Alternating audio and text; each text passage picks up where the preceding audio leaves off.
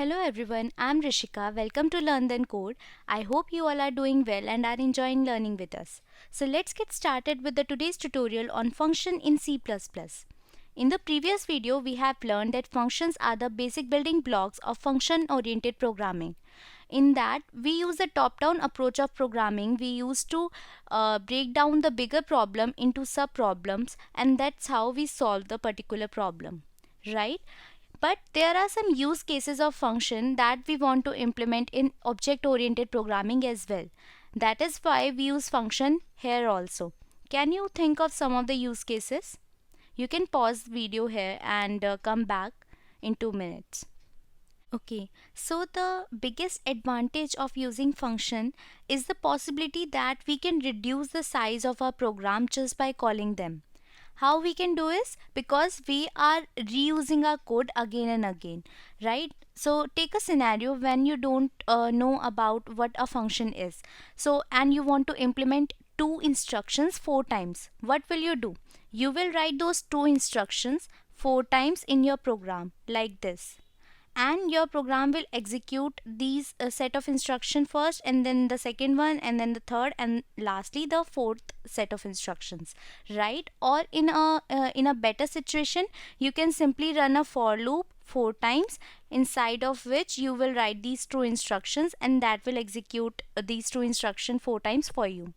This is the two use cases which you can implement even when you don't know about the functions. But think of the situation when there is more complex problem which cannot be solved by simply using a for loop. What you will do? You will save these two instructions in a memory location, and you will make sure that you can access this memory location using some variable name. That is nothing but the function name, right? So this is the basic principle behind using functions even in object oriented programming, so that you can reuse your code. Now there are three basic things which you have to learn everything about functions. The first thing is the declaration or prototyping of your function. The second is the definition, what your function is going to do, and the third thing is calling, how you call your function. If you understand these three things, then you will learn everything about function for any programming language, not specific to C++, but these are the basic concepts behind functions. So you can use these concepts in any of the programming language. So let us first understand the prototyping or the declaration of your function. So prototyping is defining the structure of your function, like what should be the name of your function, what should be the return type, what are the arguments that your function is going to accept. So if you are mentioning all these things, that means you are defining a structure for your function. So this is known as function prototyping. So the prototype describes the function interface to the compiler by giving details such as the number of arguments and their types and the type of return value. So if we can define the basic structure of a function prototype, so that is something like a return type followed by the function name and then the argument list. In the argument list, if you don't want to pass anything, you can write it something like this, or you can pass void as well.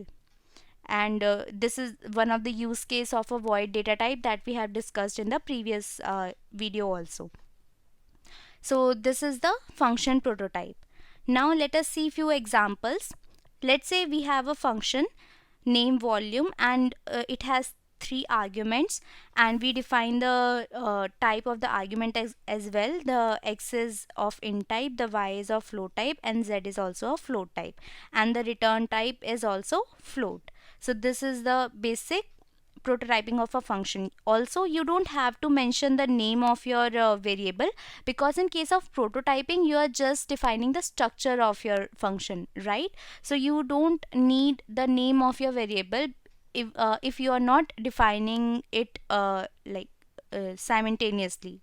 So what you can also do is float volume, something like float volume and int, then float, and then again float.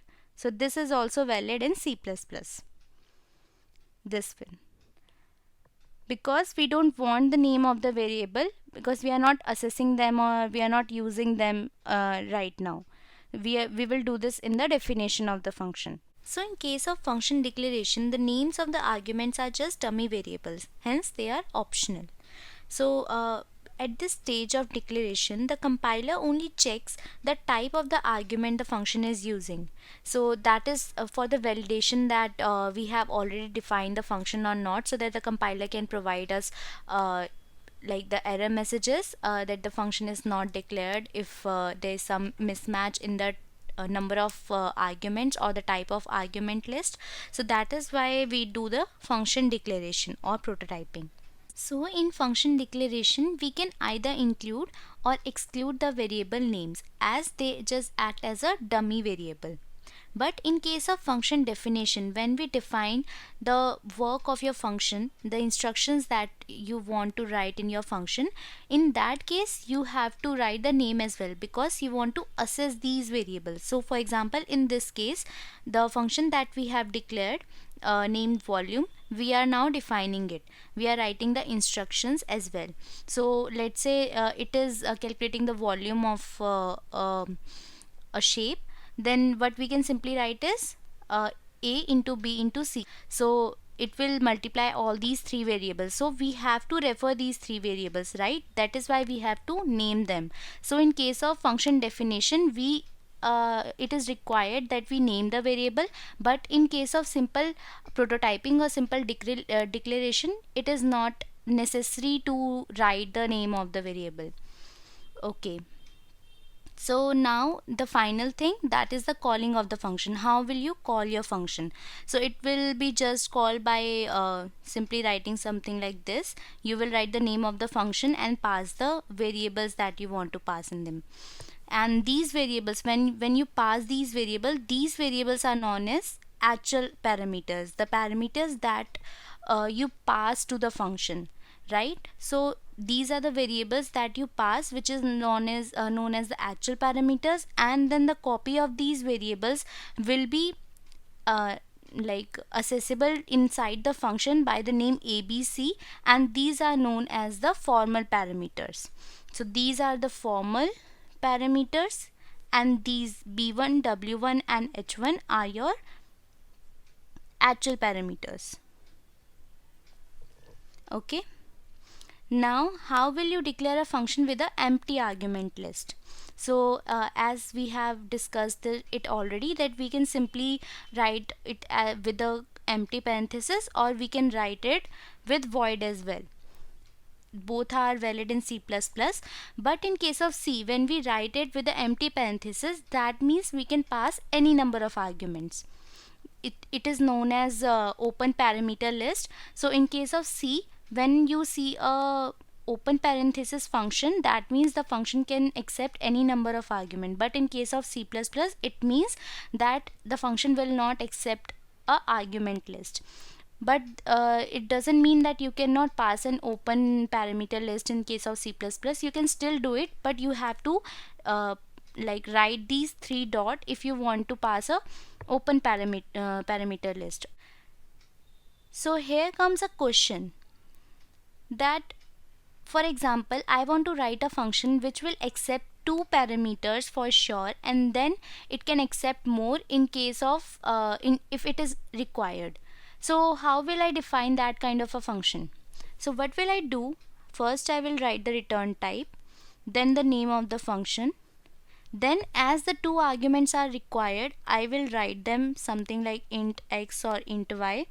That means these two parameters are required, and then further three dots. That means these two arguments are required, and then we can include any number of arguments after that.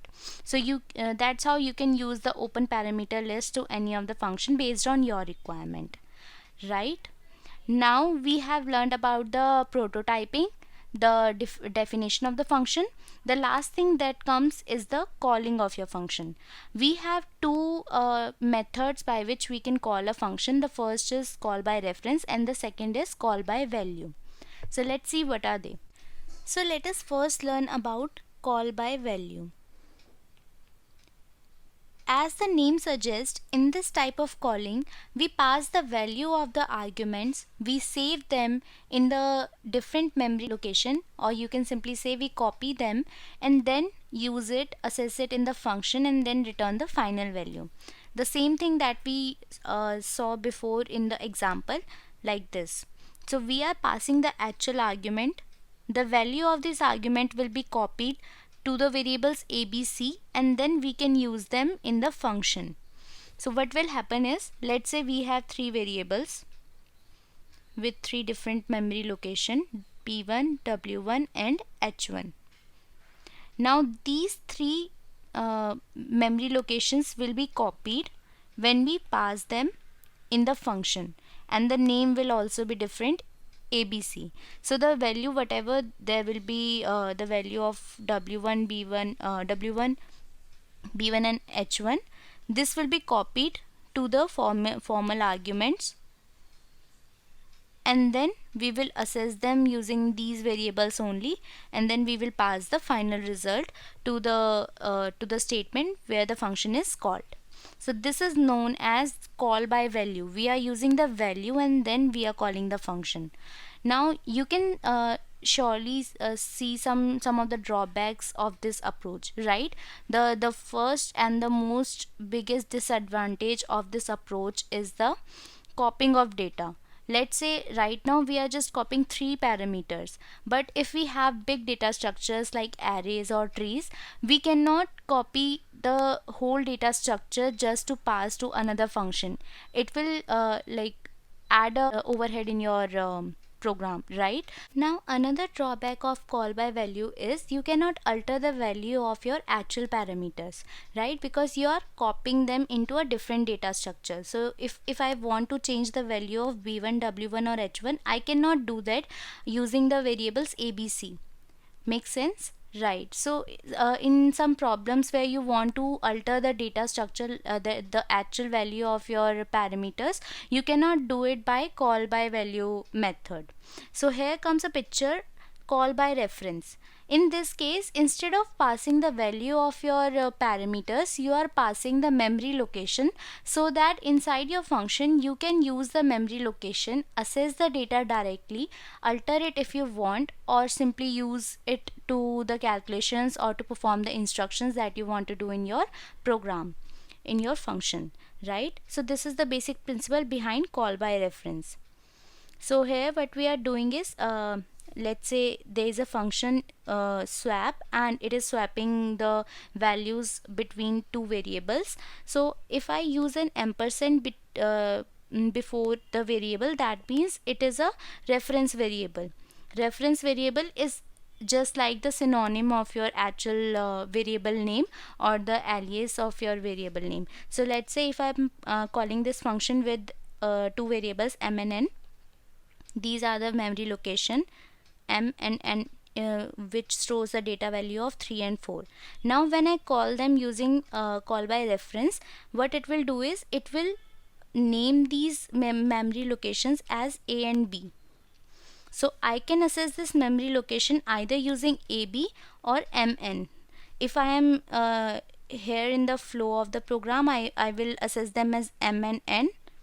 And if I'm inside this function, I can assess them using A and B. So what I can simply do is I will swap these variables. I will save it temporarily into a variable T. T will store the value of A. That means it will store the value of 3. Then I will change the value of A to value of B. That means I will change the value of 3 to value of 4, and then I will change the value of 4 to value of T, that is 3. So that how I have changed the value of these variable. I have swapped the value of this variable using call by reference.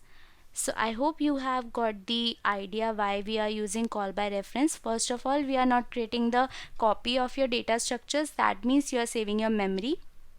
You are reducing the extra overhead of time that will be caused because of copying of data structure, and then you can alter the data structure if you want. If there is a use case to change the value of your data structures, that you can do is you can use call by reference to simply assess the memory location and can alter your data, right? So these are the use cases which is solved by call by reference. Now we can also return by reference. It means we are not returning a value, we are returning the reference. Reference means the memory location, the address of your memory location. So for example, here we are using ampersand. Ampersand means reference. It can be a reference variable, it can be a return type of the reference. So like if this is the function and we are defining the return by reference, that means it will not return a value, instead it will return a reference. So in this case, what will happen is, if x is greater than y, it will return the reference of x, otherwise it will return the reference of y. So whenever it is called, we can store the memory location into a pointer, or we can also do something like this. Like this is this seems very weird to you right now because we are writing function on the left hand side, but in case of a reference return by reference, it is valid in C++. How? If you debug this statement, what will happen? This function is eventually returning a reference. So reference is nothing but a memory location. So in that particular memory location, -1 will be stored. Make sense? Right. So let's say you have two variables x and y, which stores 2 and 5. Now let's see what this function will do. If x is greater than y, this condition is not true, so it will come to the else part. X is less than y, that means it will return the reference of 5. Here it will return the reference of 5. Let's say the memory location is, this is 100 and this is 104. So this will return the memory location of y variable, and we can store something like -1 to this memory location. That means it will change this 5 to -1, right? So that's how we can use the return by reference if we want to assign something to a particular function, that we can use this concept. Now the next topic is inline function. So first, to understand what a inline function is, we have to first understand how the flow of the program change when the function is called. So let's see the flow diagram first. Let's say you have a main function, which is the first function that will be called by your compiler when you run your program. Inside that main function, there are few instructions that will be run by your compiler, and then you call a function named show. So what will happen is, when we execute this statement, it will come to the definition of your function and start executing the first line of your definition of function, right? So the flow will be something like, first the main function, second the instructions that are written in the main function, then when the statement which call your function, it will execute, and then the flow will come to your function definition. Once these function definition completes, it will come back to the line where the function is being called, and then the further instructions will be executed by your compiler.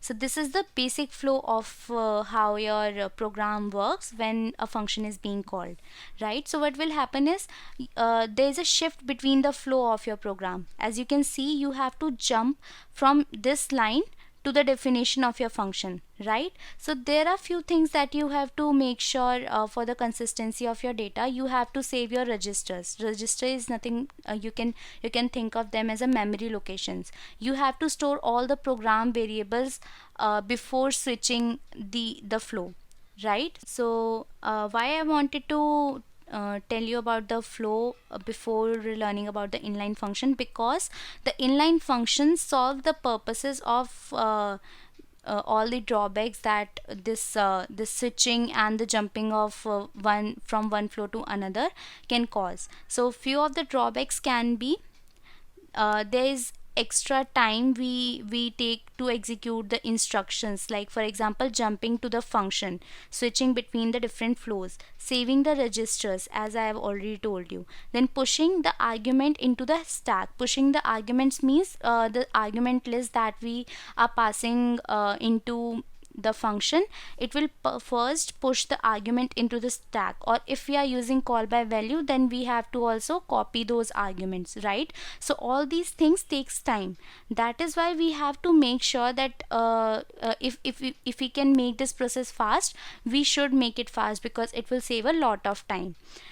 So that is why we use inline functions. Inline functions executes your functions in a very less time as compared to your normal function. How it will do that, we will learn in few minutes.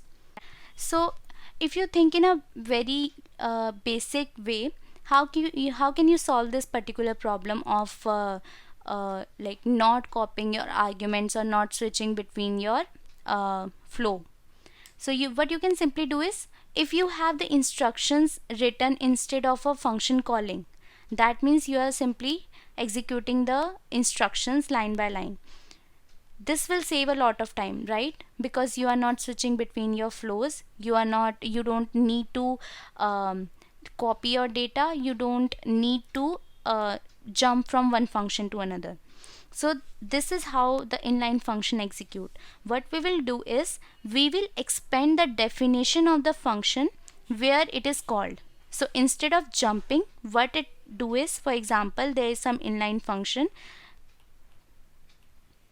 Let's say this is some inline function, and we are calling this function from your main program, right?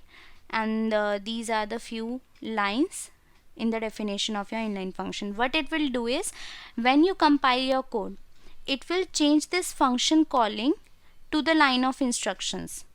So when your program start running, it will execute similar to what you have written directly instead of calling your function. So it will save your time, just like you haven't written a function and you are not calling it. So that is why there will be no extra overhead on time. You don't need to save your registers. You don't have to jump from one function to another. So this is the basic idea behind using the inline function. Now let us see how can we define it and how can we use it. So the inline is a keyword which is reserved in your C++ language that you can use to define a function as an inline.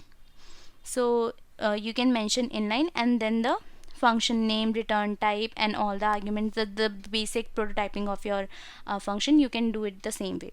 So for example, let's say there is a function named cube with a parameter a of type double, and then you are returning a double data type, and this function is inline. That means you have to write inline before your function declaration.